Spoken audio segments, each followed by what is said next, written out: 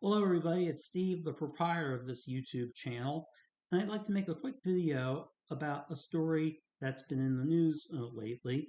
I'm talking about the John F. Kennedy Center for the Performing Arts in Washington.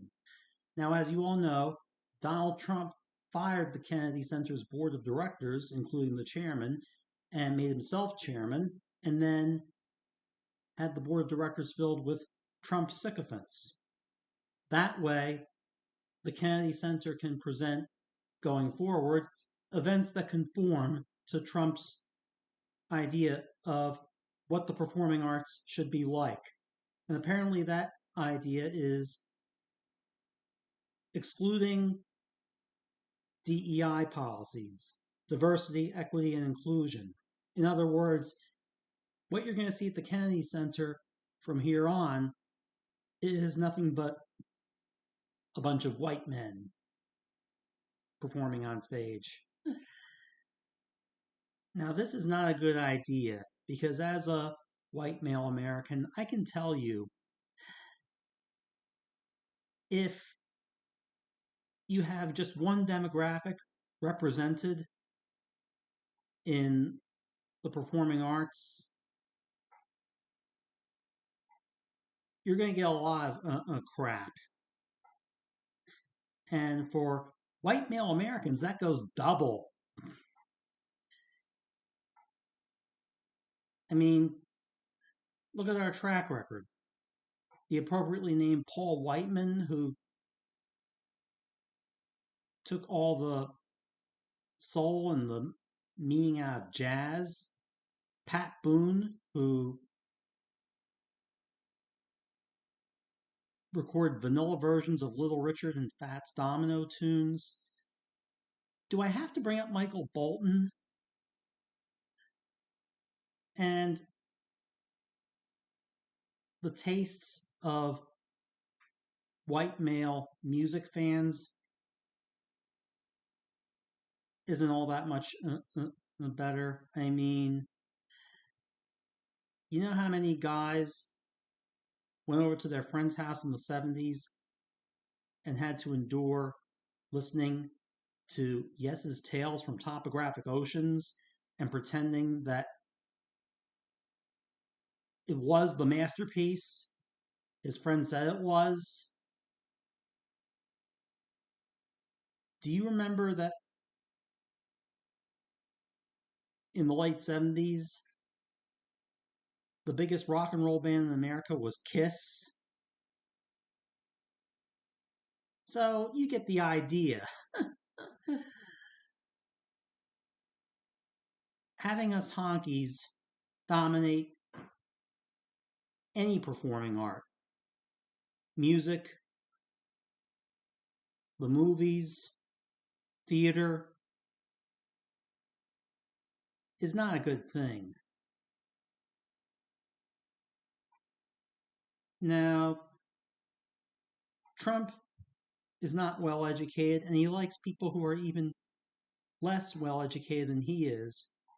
So, even though there's not a lot of diversity, equity, and inclusion in, say, a Shakespeare play, because Shakespeare was a white guy,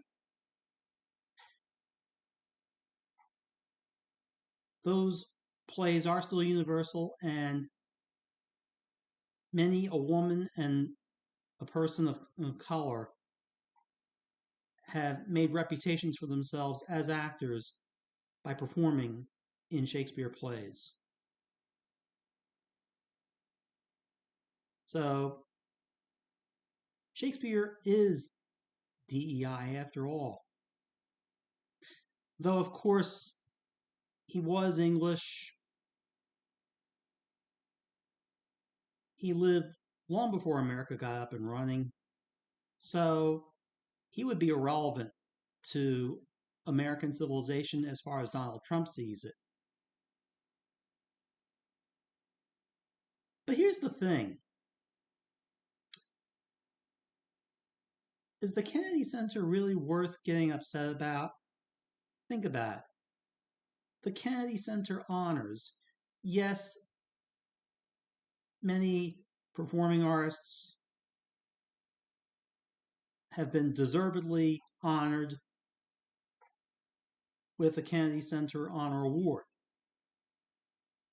But so have entertainers, not artists, entertainers, who have no business being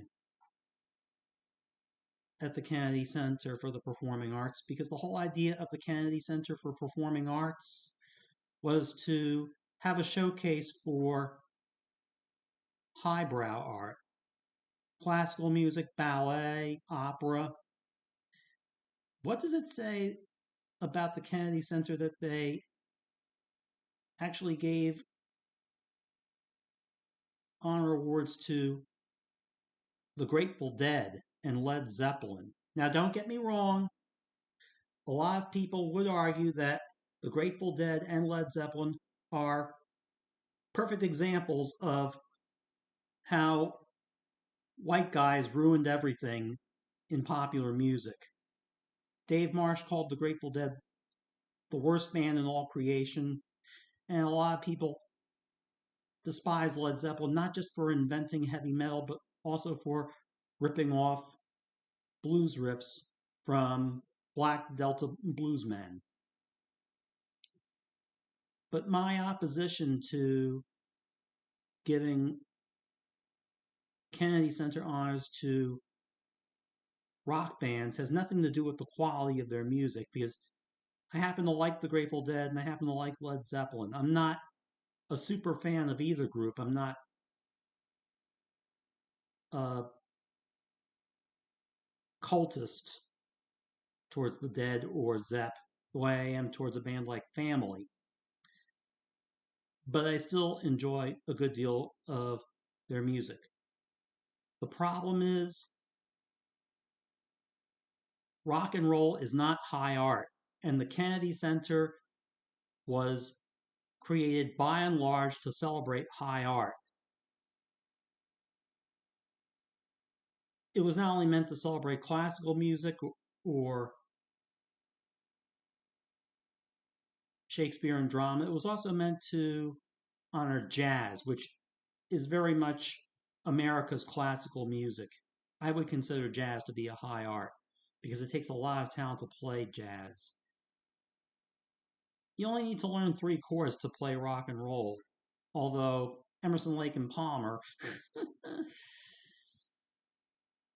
another group that serves to remind us that white guys ruined a lot for everyone else. They would play 15 chord tracks, compositions,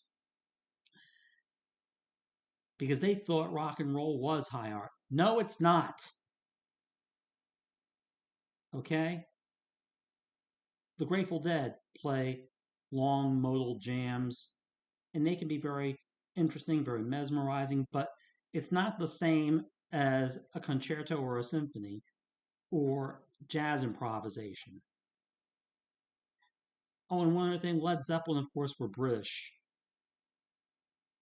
Why is an American arts institution giving awards to British rock stars? Why should it give honors to any British performer? You got that? Oh, and one other thing. The Kennedy Center honors have also been given to rappers. Rap is not only not high art, it's not music, it is noise. And I don't care if people think I'm racist because I happen to dislike a form of quote unquote music that sounds like somebody threatening somebody over the sound of a computer booting up.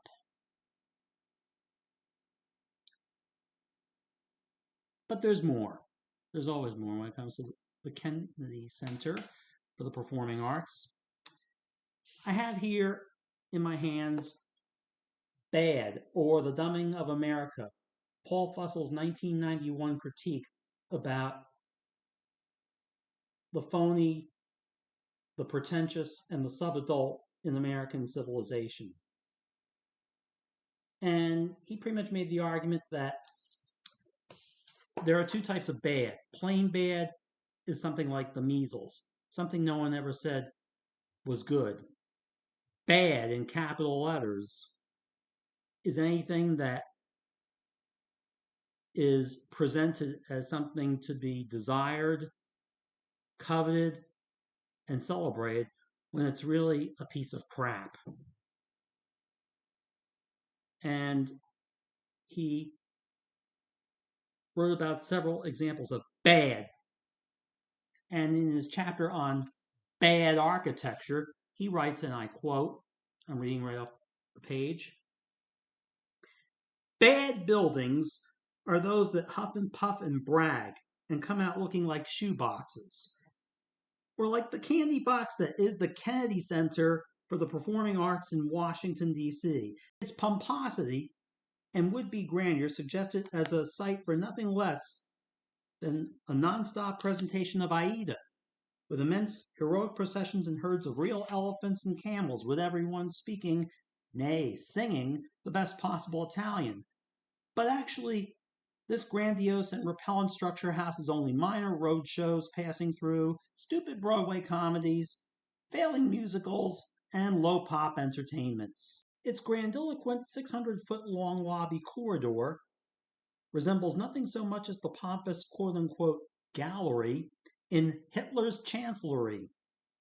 And indeed, architecture critic Ada Louise Huxtable has found it hard to think of this whole building without being reminded of the taste of Hitler and a sycophantic architect, the late war criminal Albert Speer. Let's take a look at this building, shall we?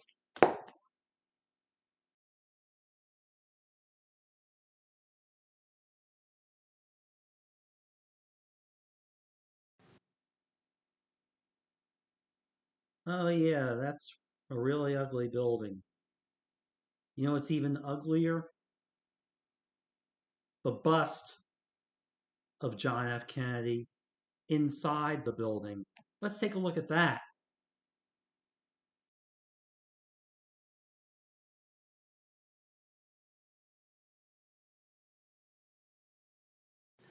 Appalling. You know what that bust looks like? It looks like someone took a giant faceless mannequin head, put it on a pedestal, and started throwing mud at it until it began to look a little like John F. Kennedy. You know, the funny thing is that the idea of a National Performing Arts Center started before John F. Kennedy became president, and it was only named for him in the aftermath of his assassination. But the truth of the matter is, John F. Kennedy had pedestrian tastes in the arts.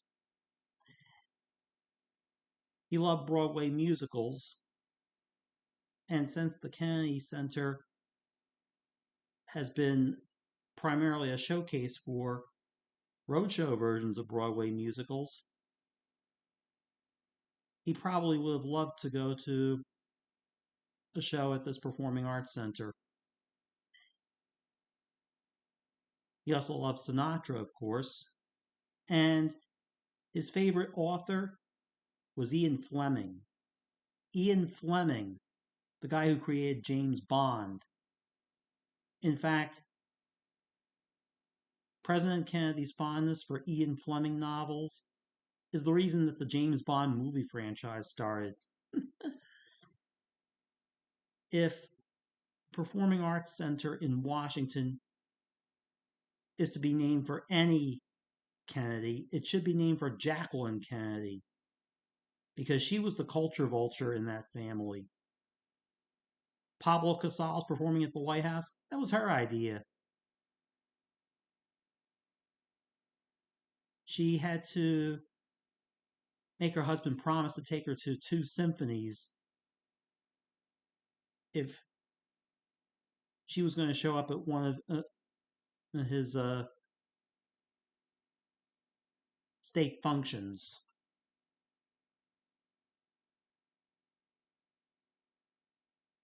President Kennedy considered going to 2 symphonies for his wife worse than buying her an expensive dress. He would have gladly paid an exorbitant sum for a new dress for his wife, but he didn't want to go to the symphony with her because he didn't like that kind of music. Whenever there was a classical recital at the White House, he would sleep through it. And I believe his secretary, Evelyn Lincoln, would tap her foot to make sure they would wake up in time to applaud, or he would just close his eyes and pretend to be listening, and Evelyn Lincoln would give him a signal to start applauding as soon as the music was over. Yeah, now here's the thing. One of these road shows that was scheduled to perform at the Kennedy Center has been canceled. The show in question is a show that celebrates diversity, equity, and inclusion. It has a cast filled with women and people of color.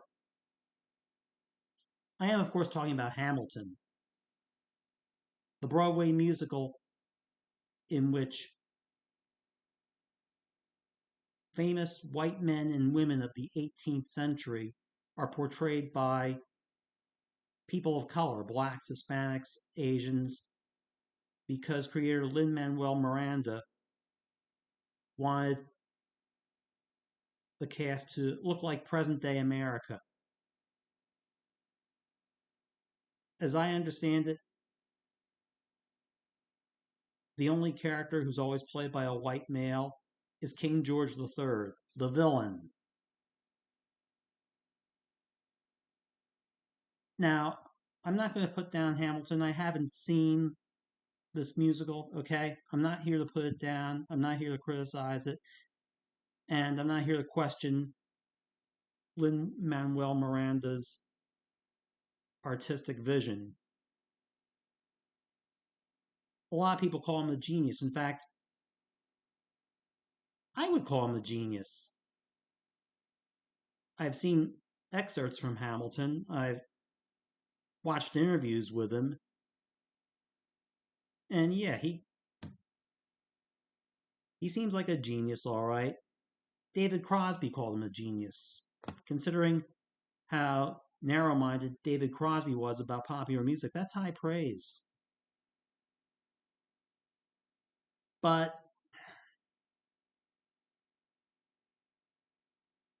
it's not a musical meant for the Kennedy Center. In fact, the only musicals that should be performed in the Kennedy Center are operas, because as Paul Fussell noted, that's what the interior was designed for, and yet you have all this middle-brow and low-brow entertainment put on at the Kennedy Center. So,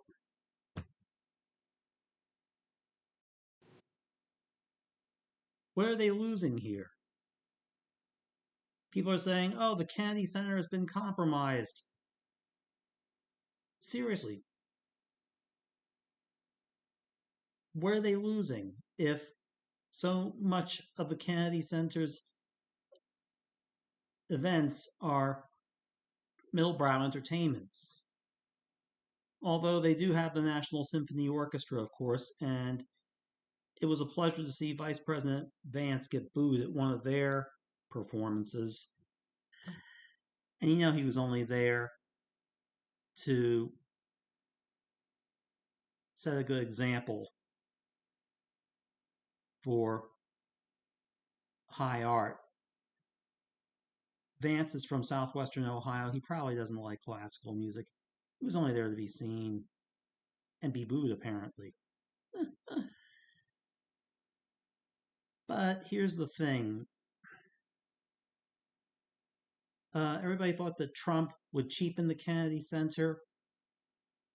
Well, it's already been cheapened if it's open to entertainments that have nothing to do with highbrow art.